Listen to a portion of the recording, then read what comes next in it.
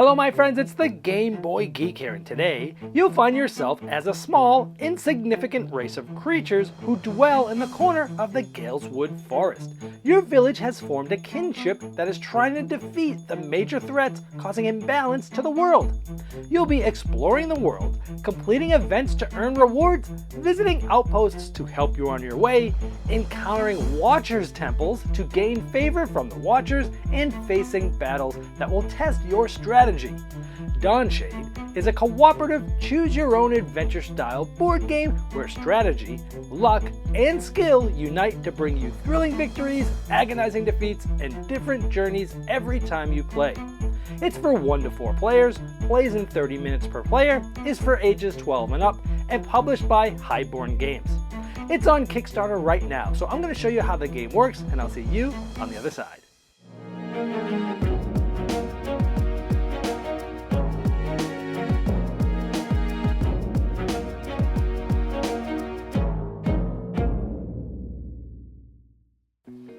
This is a Kickstarter preview, so all the art and components you see here are not final. You'll want to check the Kickstarter project link in the description of this video to see all the final art and components. At the beginning of the game, each player gets to select which character they'd like to be. And once you select a character, you'll get some specific dice to that character that you'll be able to unlock later. You get some hit points and chips and things like that, and also some ability cards. Now, over the course of the game, you're going to be able to upgrade these different stats, but we're going to go into those types of things later. Now, this is a cooperative game. What you're trying to do is get to the end of these different quest tiles. There'll be a major threat, and you're trying to beat that threat. But over the course of the game, you're going to be exploring different tiles out in different areas of the map, and you're going to be trying to go through all sorts of different things like journeys and quests and outposts and things like that. Now, I have this starting right in the middle, but you can actually start this anywhere, and based on where you place it, these different blessing tokens will come out in a certain pattern. And as you go off and explore, if you're exploring where these are, you'll get little bonuses and such. It keeps the game randomized every time you play, and it gives it a different feel depending on where you start from. Now, the game comes with a humongous 200-plus page logbook that's very immersive. It has written stories and things, and you're going to be coming across different events and such in this. You're going to have choose-your-own-adventure style things in this. At the beginning, you'll read the story, and then you'll basically start. You'll be able to actually upgrade your characters at the beginning of the game. But this book is going to aid us in not only the beginning, but as you go through the different parts of the game. Now, at the beginning of the game, also, there's 10 total quest tiles here, and there's different amounts of the different types of tiles that are in here, but they're very random as to which ones there are, and there's actually a humongous amount of quest tiles, so each game's also going to feel different from that as well. Now, the way it works is everyone's working cooperatively, but there is one active player, and you get to talk about what you want to do, but they get to decide. And essentially, most of the game, you're going to be flipping a new quest tile and placing it. Now, if we look at this, this is our kinship. This is where we start. In this case, there's a path. And when you take out new quest tiles, you have to basically make it so that the path can join. So like I could place this here because this path goes here. I could not place it here because there's no path going here. So I could basically place it here or here. So now if I placed it like this, there's also different ways you can lay it. A little tile laying here. So I've got this, and then it's like, okay, well, this is going to let me go to this, this, and this tile. And that's kind of cool because maybe we want to, come down here, and go like this. But if you flip over one of these blessings, then essentially that player will get this, and it gives them just different bonuses. Like this is going to give them, a +1 damage to use later. Now we'll go ahead and move the kinship to this tile. Now this is a journey tile, and this is sort of the simplest one I wanted to start with. Is a journey tile essentially allows you to take another tile, place it, and move to it. But now we actually moved, and when you move, you're going to update this Vaki board. Now this Vaki board actually holds different Vaki, which are different types of chips that you can gain over the course of the game that will help you unlock abilities and do different things. But we'll talk more about the Vaki later. But each time you move, for every spot you moved, you raise the threat level. Now we're at threat 1. It's sort of a timer for the game, and there's different levels you can use with this threat. In a normal game, you've got this. Once this reaches 16, whether or not you got to the end of the stack and got to the final major threat at the end that you're trying to beat, even if you don't get there, by 16 you automatically get there. So it's kind of like a clock for the game as well. Now, so we move to the journey, and that allows you to place another tile. And let's say we want to place it here. We go something like this. We'll go like this, and this is an event. Now we'd get another one of these, which would allow this player to get a miss, during a battle later, something cool. But you'll move, and because we moved one more, we're gonna move up threat. But every time you move through a journey tile, you get 4 experience. So we'll move this up, but you're gonna get experience. Now, what does experience do? every time you gain experience, this is going to go up. And every time you get all the way to 10, you spin it all the way around, you'll go up a level here. Now, anytime you go up a level, you'll also get a training point. Now, training points are cool because at certain points of the game, different outposts you go to, you'll be able to use this training point to upgrade your character. You know, upgrading how many dice you roll and things like that. We'll go over some of those things more detail with the character later, but that's how it works. Up in experience, if you get to 10, you go up in a level, you get training points. That allows you to upgrade your character at certain parts. All right, so we found ourselves in Event 7. So you'd go to the logbook and you'd read Event 7, something's going to happen, and then a lot of times you have different paths, sometimes 1 or 2 or 3 or more. So sometimes, you know, we'll read this, and then we'll either pay the bard 1 tawny, which essentially is sort of a currency in the game, or we can investigate the glimmer. So you can decide what to do, and then based on that, different things are going to happen. And there's a bunch of different types of events that might happen. I'll go over some of them here shortly. But in the end, you'll either succeed or fail, and depending on what you do, you'll get certain things like experience points and money and things like that. Sometimes you'll be cog fighting, spinning your cog, trying to be the last one standing, and once someone wins 3 battles, then we'll see who has the most points. That person will get success.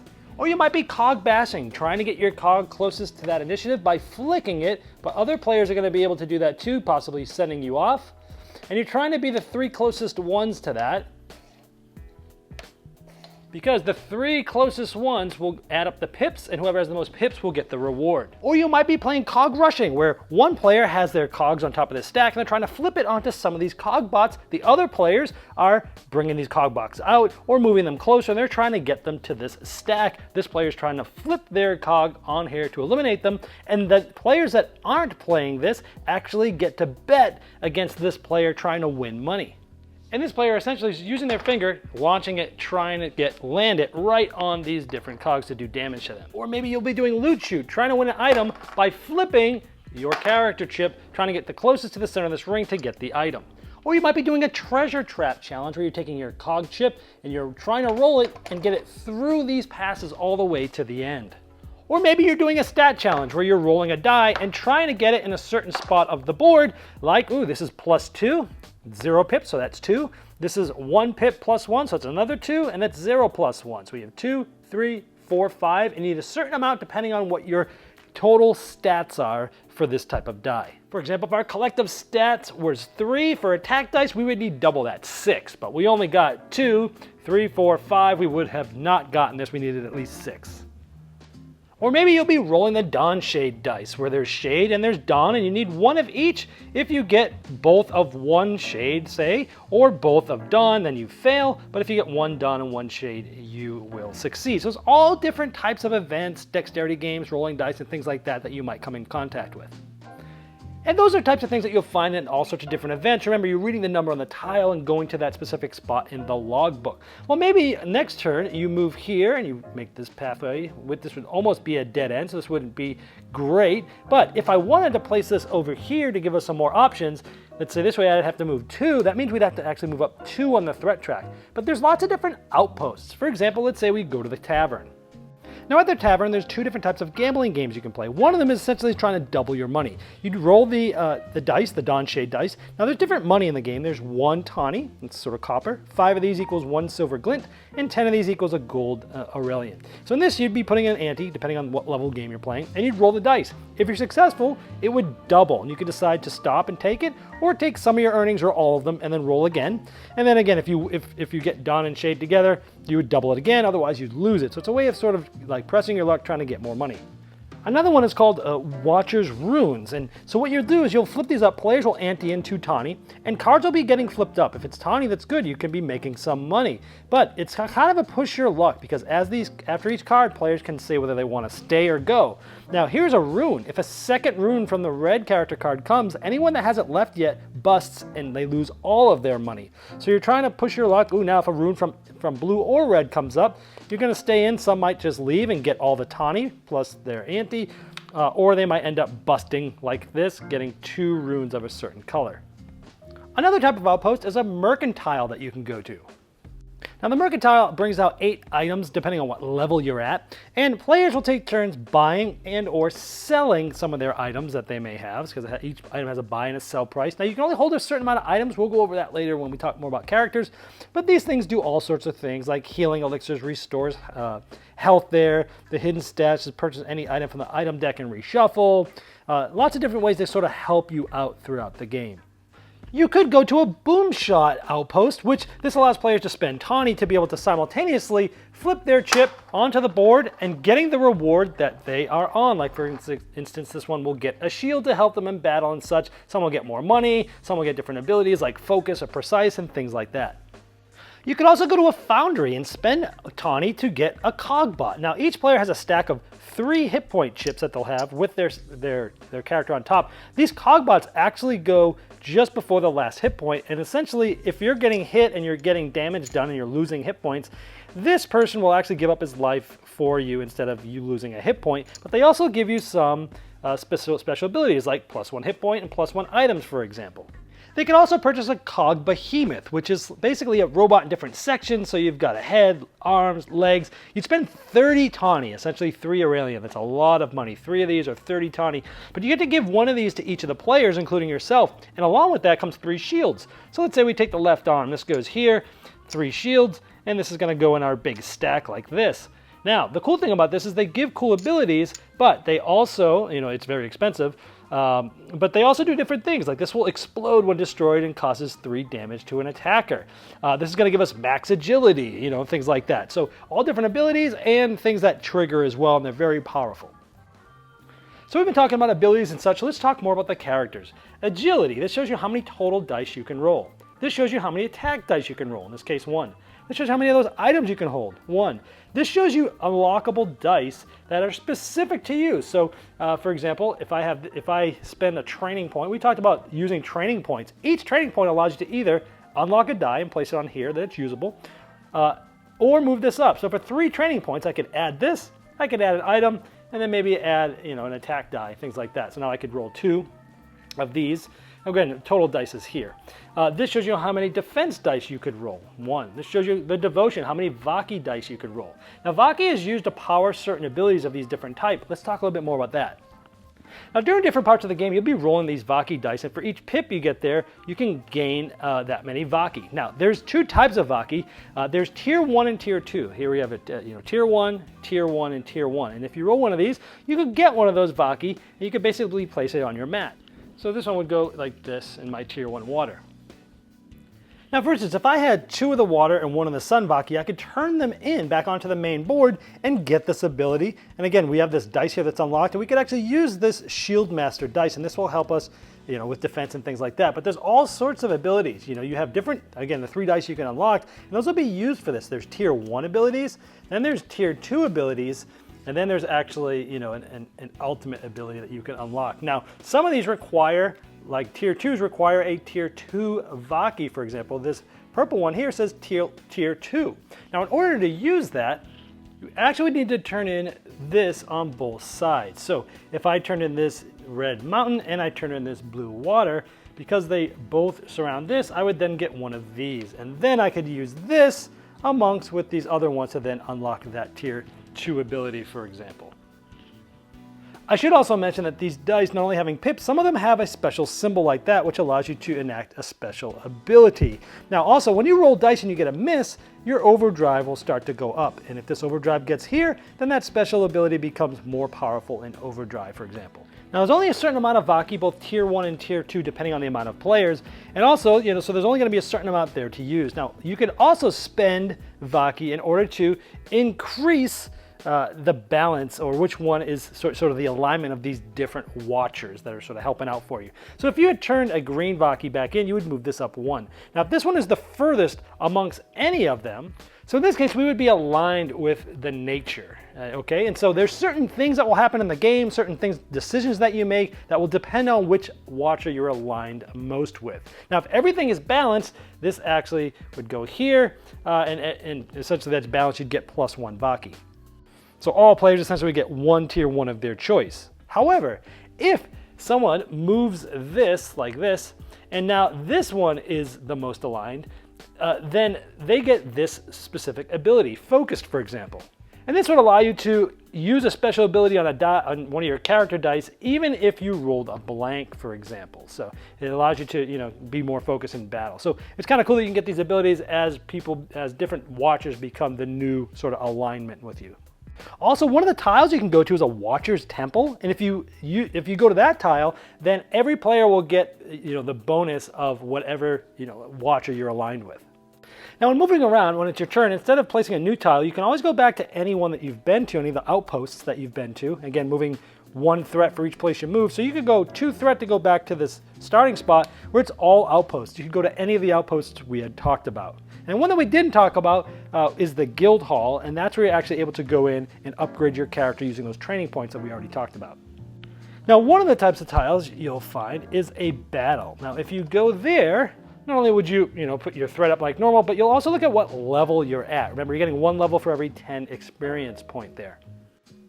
So that level will decide what you're fighting. In this case, Battle the March. So you'd read through this, and then again, you would have a choose your own adventure type of thing where you decide what to do. So in this case, let's say we were fighting a Timberclaw Warhawk and a Timberclaw Lancer. Now on the back of these, it actually has stats, abilities, and things like that, like 5 hit points, 3 shields, has an airborne ability, an ultimate swarm, attack 2, and defense 3, for example, how many dice they're gonna roll. And so you'd build their shields and then their hit points up to themselves like that. So each of them has their own stack. And then based on your character stats, like how many attack dice, how many total dice, hit points and such, you would make your stack as well. And so now with the allies there, we have the battle set up. Now in this case, we have 2 foes here at sites 1 and 2, and we have 2 allies. So we'll put 2 of these in a bag because it's allies, and here we have a 1 and 2. So these will actually go into this nice little Dawnshade bag, and you can be pulling this out for initiative as to who's attacking when. So you'd shake up that bag and you'd draw 1 for each player, in this case 2, and you'd place them right here. So we know that one of the allies is going to go first, and then the foe number 2 is going to go second. And that will be 1 round. There's actually up to 5 rounds in a battle, and you're trying to essentially knock out the foe before they do you. So let's say it's this ally's turn. We get to say who goes. So we're going to have this Ash go. And let's just say their agility is 4. They can roll up to 4 dice.